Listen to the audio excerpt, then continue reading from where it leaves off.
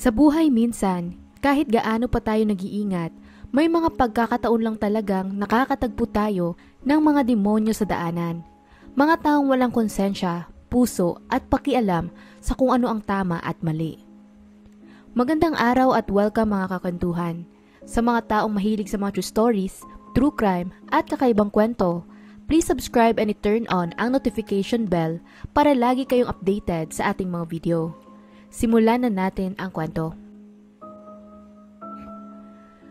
Noong June 5, 2022, laking pag-aalala ng isang ina nang hindi pa rin nakakauwi ang nag-iisa niyang anak na dalaga na pumunta lang sana sa bayan. Hindi ito mahilig gumala kaya sadyang hindi niya maiwasang makaramdam ng takot na baka may nangyari ng masama rito. Dahil doon, bago pa lumalim ang gabi, nagpasya na silang hanapin ito sa mga kakilala ng kanyang anak at sa mga lugar na pwede niyang puntahan. Sa kasamaang palad, ang kanilang paghahanap ay dinala sila sa mga bakas ng dugo na naghatid sa kanila sa isang nakakagimbal na eksena. Natagpuan nila ang dalaga sa gitna ng kakahuyan, nakahandusay na sa lupa, duguan at wala na ring buhay. Ang damit nito ay nakataas at may nakita rin silang butas sa kanyang pantalon. Ang nakakatindig balahibo pa, may mga sugat din ito sa kanyang katawan at saksak sa kanyang leeg. Ating alamin kung ano ang nangyari kay Rhea Boneo at sino ang may kagagawan ng karumal-dumal na pagpaslang sa kanya. Mabait, masunurin at matalino. Ito ang paglalarawan ng kanyang pamilya sa 22 years old na si Rhea Boneo. Pangalawa ito sa 4 na magkakapatid at naninirahan ng kanilang pamilya sa Purok 3, Barangay Hindi, Bakakay, Albay. Masipag ito sa pag-aaral na sa katunayan, isa pa nga itong consistent honor student mula elementarya hanggang kolehiyo. Malapit na rin sana siyang magtapos sa kanyang pag-aaral ng kursong Bachelor of Science in Accountancy sa Divine World of College Legazpi City noong darating na July 7, 2022. Dahil dito, lubos siyang ipinagmamalaki ng kanyang pamilya na para sa kanila, siya na sana ang pag-asa nilang makaahon sa kahirapan. Simple lamang ang kanilang pamumuhay kung saan nagtutulungan ang bawat miyembro ng kanilang pamilya para mapunan ang mga pang-araw-araw nilang pangangailangan.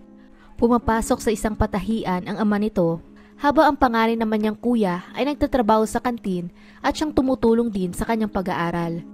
Dahil sa likas na talino at kasipagan nito sa pag-aaral, nagtutulungan ang kanilang buong pamilya para mapagtapos lamang ito ng kolehiyo. Sa katunayan, pangarap pa nga ng dalaga na kapag nakagraduate na siya, ito naman raw ang magtatrabaho upang matulungan niya ring makapagtapos ang iba pa niyang mga kapatid.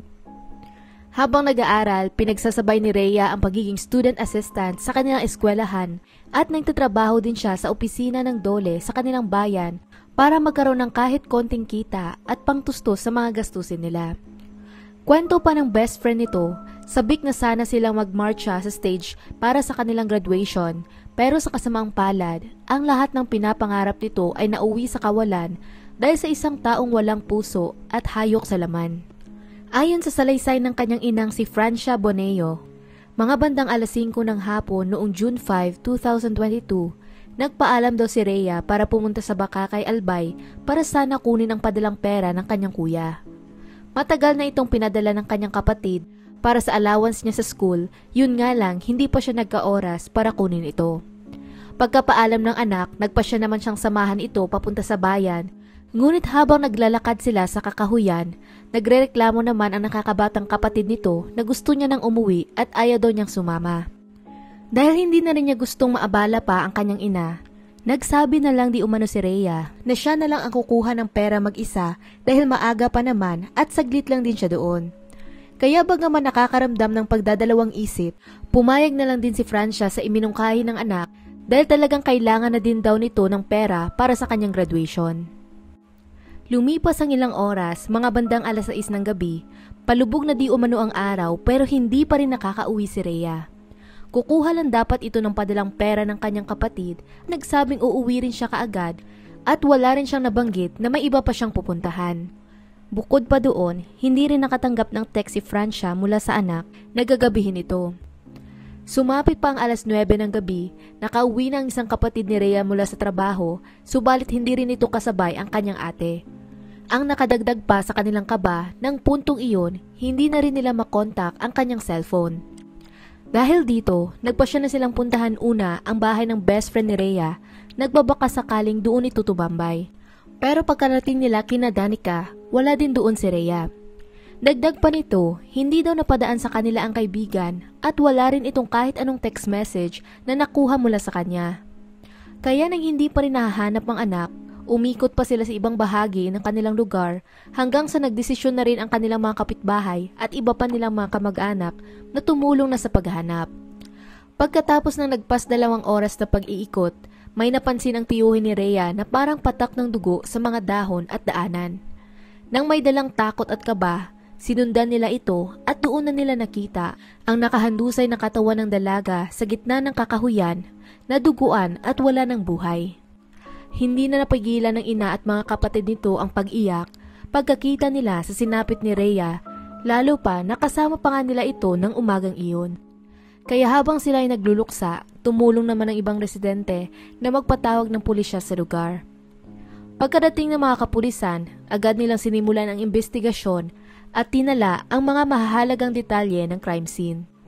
Ayon sa kanila, ang damit ng biktima ay nakataas nang una nila itong inabutan at punit din ang kanyang pantalon.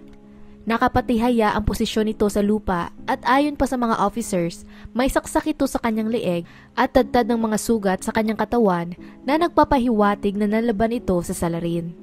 May natamo itong mga defense wounds sa kanyang siko, daliri, kamay at banda sa kanyang batok na hinala nila galing ang mga sugat na iyon sa tama ng itak. Nakumpirma din nila kalaunan mula sa isang pagsusuri na ginahasa nga ang biktima bago ito patayin. Sa pagpapatuloy pa ng kanilang investigasyon, isang lalaki ang lumapit sa mga officer upang mabahagi ng isang importanteng impormasyon di umano kaugnay sa pagpatay.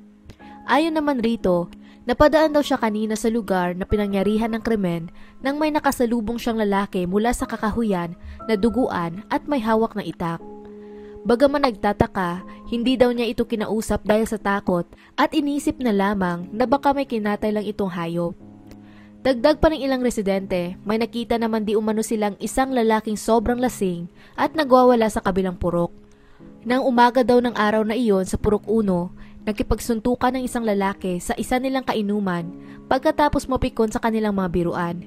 Kinilala nilang binata bilang si Ariel Marbella na 24 anyos naman. Naghahanap buhay di umano ito doon lang din sa kagubatan kung saan madalas siyang nagsisibak ng mga panggatong na kahoy para ibenta. Kaya alam na alam talaga nito ang pasikot-sikot sa gubat at may malaking posibilidad talaga na ito ang nakasalubong ni Rhea sa kakahuyan. Nang puntong iyon nga lang, wala pa silang ebidensya na mag-uugnay sa binata sa pagpatay sa biktima. Nang sumunod na araw, pinatawag naman ng pulisya ang saksing nagsabing nakita niya ang suspect noong araw ng krimen at may pinakita sila ritong mga larawan ng iba't ibang tao. Tinanong nila kung may namumukaan ba siya sa mga ito at positibo niyang tinuro ang larawan ni Ariel Marbella. Sigurado di umano siya na iyon ang lalaking nakita niyang palabas sa kakahuyan mga bandang 5:00 ng hapon na duguan at may dalang itak. Kaya dahil sa pagkakakilala ng witness sa kanya, itinuring na ito ng mga otoridad bilang pangunahing suspect sa pagpatay kay Rhea Boneo. Ayon pa sa mga kapulisan, si Ariel ay dati na palang may kaso ng pagnanakaw noong taong 2019 kaya may record na sila nito sa presinto. Gamit din ng impormasyong iyon, nang parehong araw agad nilang pinuntahan ang bahay nito sa Purok 3 pero yun nga lang, tanging mga magulang lang niya ang humarap sa mga otoridad. Saad pa ng mga ito, hindi din daw umuwi doon si Ariel mula kahapon. Gawa ng mga kahina-hinala nitong pagkilos, lalo pang lumakas ang kutob ng mga otoridad na ito nga ang pumatay sa biktima. Pinagigting pa ng pulisya ang paghahanap sa suspect mula noon kung saan sinuyod nila ang kagubatan sa lugar sa loob ng 3 araw pagkatanggap nila ng tip na may nakakita sa kanyang nagtatago doon. Dagdag pa rito, upang mapabilis din ang pagtuntun sa suspect, nagpalabas sila ng pabuyang 50,000 pesos sa kung sino mang makakapagturo ng kinaroroonan ng suspect. June 8, 2022, Miyerkules, 3 araw pagkatapos ng krimen, sa tulong at impormasyon ng mga residente sa kanilang purok, nagawa rin nilang mahuli sa wakas si Ariel. Natagpuan nila ito sa liblib na bahagi ng gubat nang walang suot na t-shirt at naka-shorts lamang. Nagtangka pa di umano itong tumakas noong una, pero napalibutan na nila ang buong area na wala na siyang nagawa kundi ang sumuko. Agad nila itong dinala sa Bakakay Municipal Police Station para questionin, ngunit noong una daw, nagmatigas pa ito at itinanggi na siya ang may kagagawan sa krimen. Maliban pa doon, pabago-bago din ang mga statement nito sa bawat katanungang ibinabato sa kanya. Nang tinanong nila kung bakit ito nagtatago sa gubat kung wala naman siyang kasalanan, nagpaliwanag lang ito na dahil takot raw siya sa mga pulisya. Nang puntong iyon, bagaman naghihintay pa sila ng resulta ng mga test mula sa crime laboratory ng Albay, ayon naman sa mga otoridad, sapat ng testimonya ng mga saksi para masampahan ito ng kasong rape with homicide. Gamit din ng mga salaysay ng pamilya ng biktima at iba pang saksi, ang mga sumusunod naman ay ang pinaniniwalaan nilang naganap noong araw ng krimen. June 5, 2022, mga alas 4 ng hapon, kakagaling lang ng suspect sa inuman nang nag-ikot-ikot ito sa gubat at nakita niya si Rhea ang naglalakad kasama ang kanyang ina at kapatid. Nagkataon naman ang pasyang umuwi ang dalawa kaya inabangan na niya ito kaagad at naghanap ng tiyempo upang tambangan ang dalaga. Nang makalayo na ang ina at kapatid nito mula sa kanya, doon na siya unti-unting lumapit rito mula sa likuran, agad na tinakpan ng kanyang bibig at kinaladkad siya sa masukal na bahagi ng gubat. Ginawa ni Rhea ang lahat upang maipaglaban ang kanyang sarili, pero wala itong naging laban sa lakas ni Ariel hanggang sa nasaksak na niya ito ng itak sa lieg. Nang makita niyang hindi na gumagalaw ang dalaga, doon na niya isinagawa ang pangahalay. Tingin pa ng mga otoridad, wala naman talaga siyang specific na target at nalalang ng galit at kalasingan nito, si Rhea ang unang taong nakita niyang pagbalingan ng kanyang hindi makontrol na emosyon. Sa presinto naman, mukhang balisa pa rin si Ariel at nagsabi naman ito na nagsisisi na daw siya sa kanyang ginawa. Yun nga lang, wala nang magagawa ang paghingi niya ng patawad para maibalik ang buhay ni Rhea. Nang sumunod na araw, may isang babae pang dumulog sa estasyon upang mag-report na muntik na rin daw siyang mabiktima ni Ariel ng nakaraang taon.